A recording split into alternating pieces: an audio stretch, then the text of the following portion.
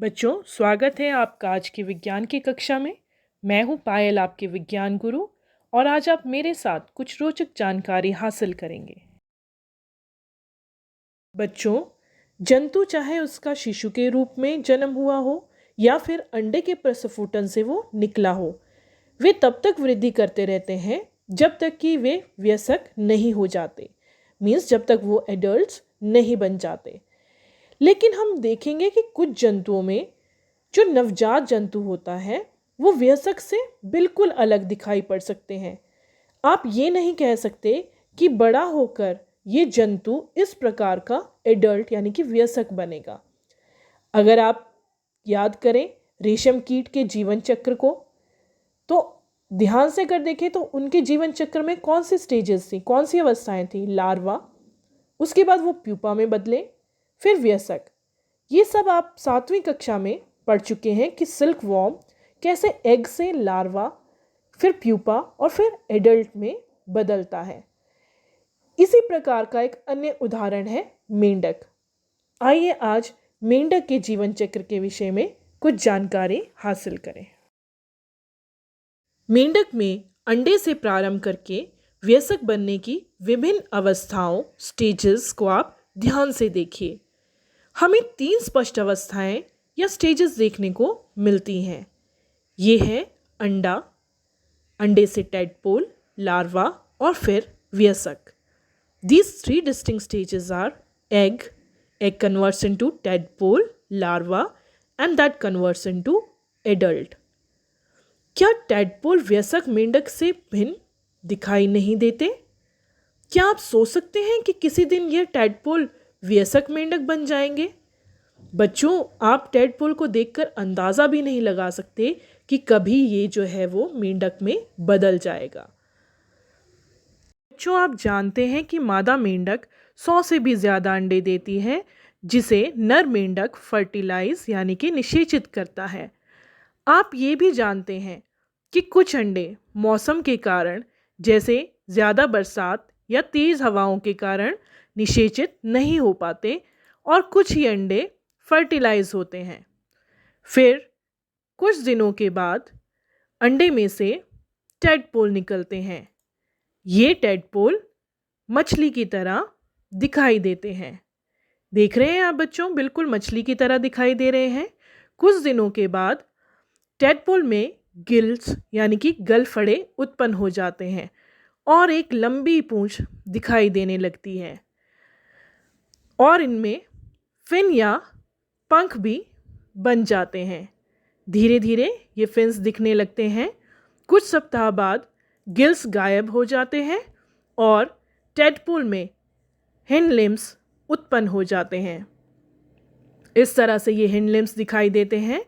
अब ये फ्रॉगलेट में बदल जाता है और धीरे धीरे इनमें 4 लिम्स उत्पन्न होने लगते हैं। इनमें फेफड़े भी विकसित होने लगते हैं, जिससे ये जल के बाहर भी सांस ले सकते हैं।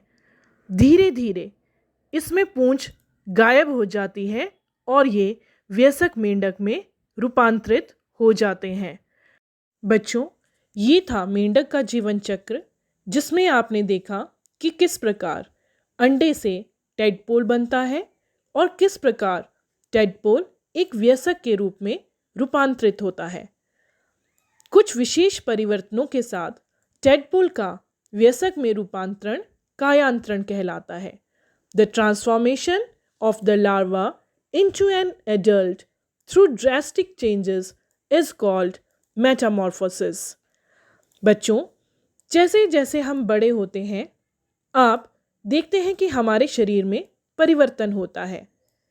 क्या आप सोचते हैं कि मनुष्य में भी कायांतरण होता है? नहीं, मनुष्य में कायांतरण नहीं होता। मनुष्य में जन्म के समय से ही नवजात शिशु में वयस्क समान शारीरिक अंग मौजूद होते हैं। आइए अब अलैंगिक जनन के विषय में जानकारी हासिल करते हैं। वह जनन जिसमें केवल एक ही जनक नए जीव को जन्म देता है, अलैंगिक जनन कहलाता है। The type of reproduction in which only a single parent is involved is called asexual reproduction. अभी तक हमने जनन प्रक्रम का अध्ययन उन जंतुओं में पढ़ा है जिनसे हम परिचित हैं, परंतु बहुत ही छोटे जंतु जैसे कि हाइड्रा या फिर सूक्ष्मदर्शी जंतु जैसे कि अमीबा, इनमें जनन किस प्रकार होता है? क्या आप इनके प्रजनन के ढंग के विषय में जानते हैं? आइए इसका पता लगाते हैं। सर्वप्रथम हम हाइड्रा में जनन किस प्रकार होता है इस विषय में जानकारी हासिल करते हैं। प्रत्येक हाइड्रा में एक या अधिक उभार दिखाई दे सकते हैं जिन्हें हम बल्जेस कहते हैं। ये उभार विकसित होते नए जीव हैं जिन्हें मुकुल कहते हैं। These bulges are the developing new individuals and they are called buds. आपको ये मुकुल यीस्ट में भी दिखाई देते हैं। शायद आपको स्मरण होगा कि पिछली कक्षा में आपने यीस्ट में भी मुकुल देखे हैं। हाइड्रा में भी एक एकल जनक से निकलने वाले उद्धर्त, जिन्हें हम आउटग्रोथ्स कहते हैं, से नए जीव का विकास होता है। और बच्चों, आप सभी जानते हैं कि इस प्रकार का जनन जिसमें केवल एक ही जनक नए जीव को जन्म देता है अलैंगिक जनन कहलाता है। तो आप देख रहे हैं ना, हाइड्रा में कोई और जीव जो है वो सम्मिलित नहीं है, केवल हाइड्रा से ही आउटग्रोथ्स निकलती हैं जिससे एक नया जीव बन जाता है। तो हाइड्रा में मुकुल से नया जीव विकसित होता है, इसलिए इस प्रकार के जनन को मुकुलन कहते हैं। Since new individuals develop from the birds in Hydra, this type of asexual reproduction is called budding. अलैंगिक जनन की अन्य विधि अमीबा में दिखाई देती है।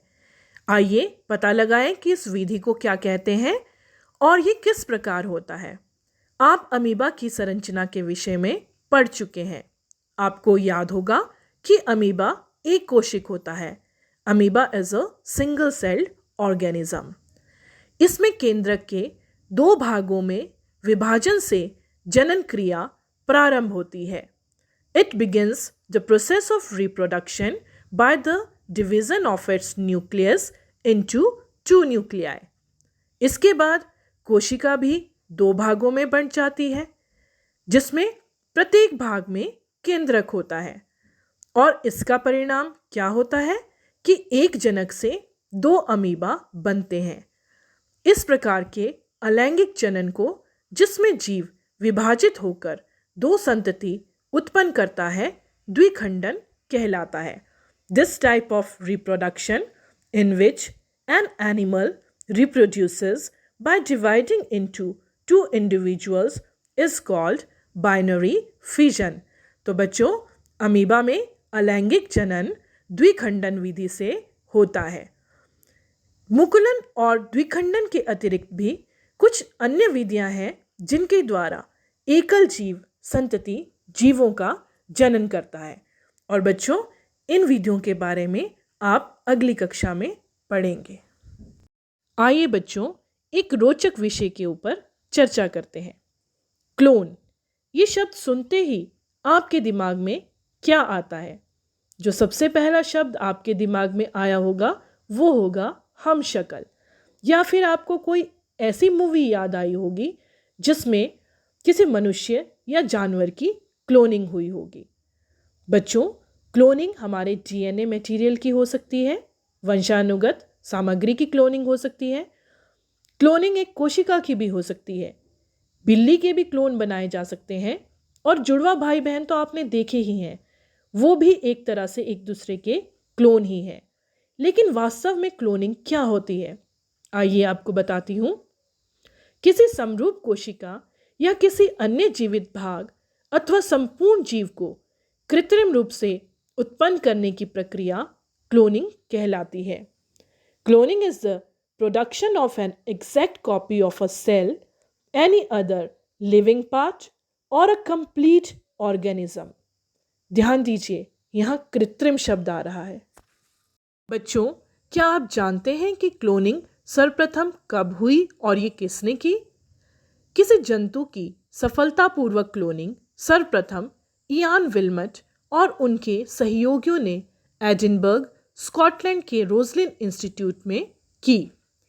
उन्होंने एक भेड़ को क्लोन किया और इसका नाम उन्होंने रखा डॉली। डॉली का जन्म 5 जुलाई 1996 को हुआ था। यह क्लोन किया जाने वाला पहला स्तनधारी था